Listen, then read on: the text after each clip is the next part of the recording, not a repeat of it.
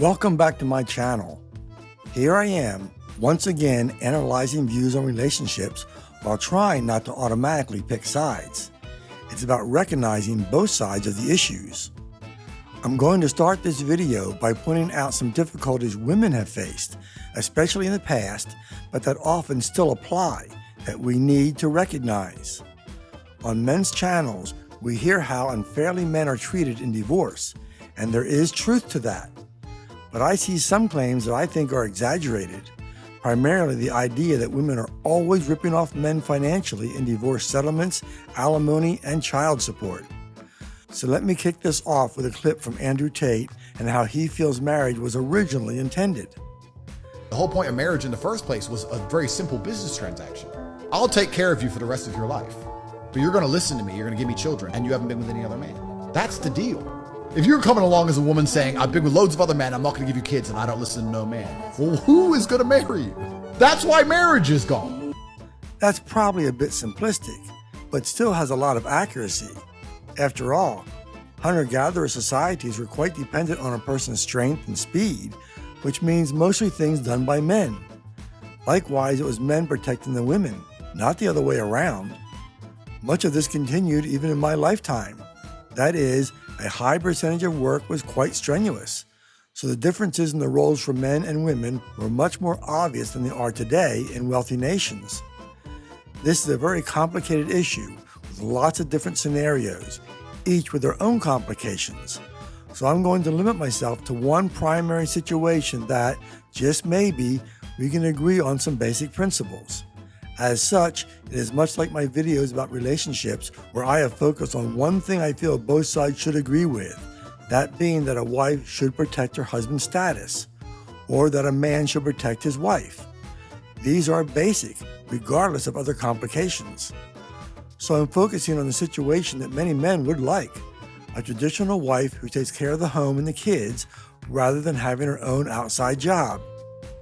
What did this all mean for those traditional wives, even in my lifetime, if there was a divorce? And what does it mean today? I'll even assume the wife has had a good college education that would qualify for a good job. Suppose the marriage ends in divorce after 10 years. The husband would still have the same job as before, with all the benefits of accrued experience and additional training over the years, which leads to pay raises. Compare that to the situation for the traditional wife. Since she wasn't working, she has gained no experience, nor additional training for those 10 years. Thus, the divorced wife will usually have less income than her former husband, and we should not ignore that. It just makes sense that if a husband wants his wife to stay home, he does owe her a lot if divorce happens. Of course, this may be affected a lot if there is fault to be assigned, and the fault is with the wife. But for now, let's just ignore that possibility. Based on the bulk of data I've seen, women seem to be more likely to go into poverty after a divorce. It somewhat contradicts the meme of money-grubbing women divorcing because of financial benefits. I'm sure that happens, but the opposite happens too, possibly more, especially for a traditional wife.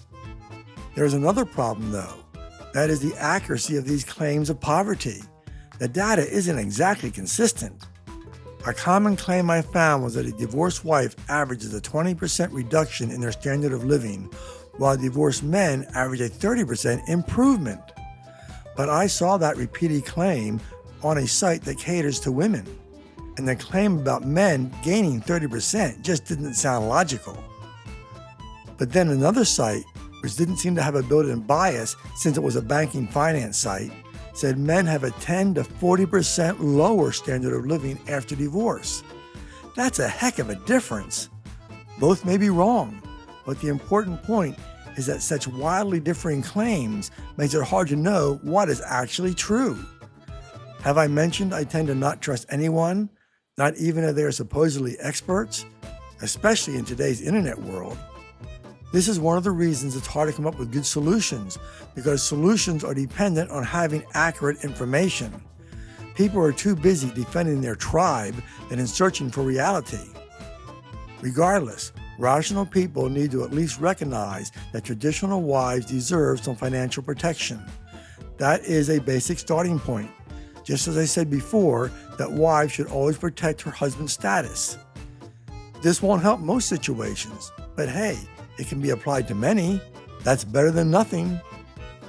Seeing both sides is important, and sometimes it means giving up something you'd rather not, but you do it anyway to be fair. Let me give an unrelated example from my career as a band director. In a new job teaching beginner band at one school, I had a great schedule. Each band class met for 50 minutes every day, so I was happy, until I found out how the principal did it. You see, any band student would miss one academic subject, either science or social studies, for the entire year. I thought it must be illegal, so I asked the principal about it. He said it was okay because the material covered in those subjects for that grade level was pretty much the same as the prior year. I didn't think it was acceptable or even believable, but the principal used the standard principal excuse for what they do, saying it was the only way to schedule band. So I spent the rest of the year watching how the schedule worked. Then I wrote up a 3-page proposal which would end this problem. Fortunately, the proposal already anticipated his excuses and he agreed to do it the next year. But here's the thing, in my proposal, it was only the band that gave up anything. Instead of 50-minute classes, which I wanted, I cut it down to 38 minutes, which I really hated. Not only that, but instead of 2 classes of 38 minutes each, they actually overlapped by 8 minutes, which would be less efficient and have inherent distractions during the overlap time. However, it was the fairest solution overall for the students. You know, the people we are really there for. If that means I suffer more, that's okay. I try to take that approach into everything. Thus, I don't just accept the views of men or the views of women when it comes to what is fair in a divorce. I do wish I could come up with good solutions, but between the issue being really complicated and the data being so undependable, the best I can do is point out the areas of concern. But that has value too if honest discussions are to be had. By the way, this fairness concept might be a good reason to have ironclad prenuptial agreements before marriage. Personally, I really don't like them, maybe because I grew up in a more traditional era. But being open-minded and seeing today's problems, they may be a partial solution. After all, you are supposedly in love and want the best for your partner. It isn't perfect. For one thing, one or the other may be so in love that they are too willing to agree to a bad deal. But I think a good argument can be made that it is better than we get when they hate each other. Thanks for watching, and don't let the trolls stop you from speaking out.